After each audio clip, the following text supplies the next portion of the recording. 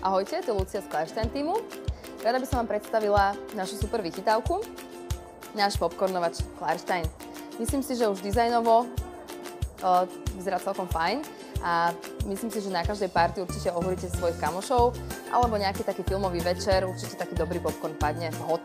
Takže poďme na to, poďme si ukázať, ako si taký popcorn vyrobiť. Je to jednoduché a rýchle. Budeme potrebovať len klasicky ako na popcorn, popcornovú kukuricu a olej. Tie si teda budeme dávať do týchto odmeriek, ktoré sú vlastne súčasťou balenia.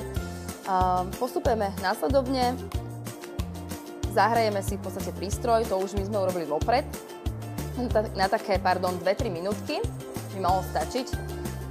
A potom vlastne postupne len nalejeme do kanvice olej a v zapätí nasypeme kukuricu a počkáme na to, ako sa nám popcorn spraví. Takže my sme si to, ako som hovorila, už zahriali, takže vyskúšame, čo to spraví. Odmerku oleja.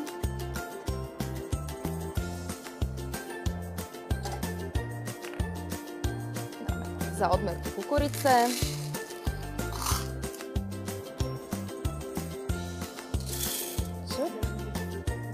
Zatvoríme. Takto dvierka kvôli bezpečnosti. Zapneme a v podstate už len čakáme, kedy postupne bude popcorn vypukávať z kanvice. Pekne nám to tu pôjde do tejto misky, odkiaľ môžeme rovno teda konzumovať. Len by som možno pripomenula, čo sa čistenia týka, je to opäť veľmi jednoduché.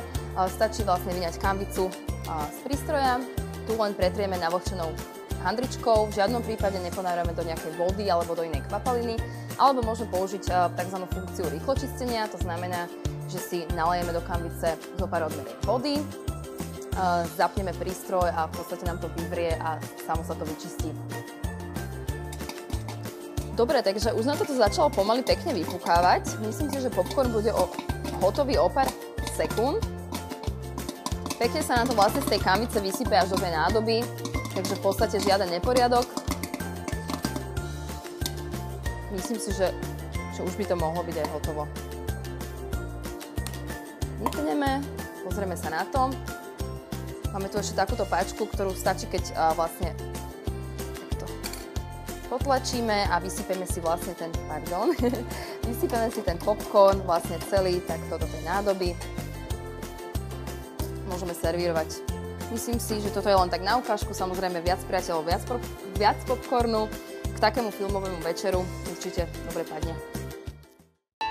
Páčilo sa ti naše video? Nezabudni sa prihlásiť na odber tu. Tvoj like aj koment nás určite poteší.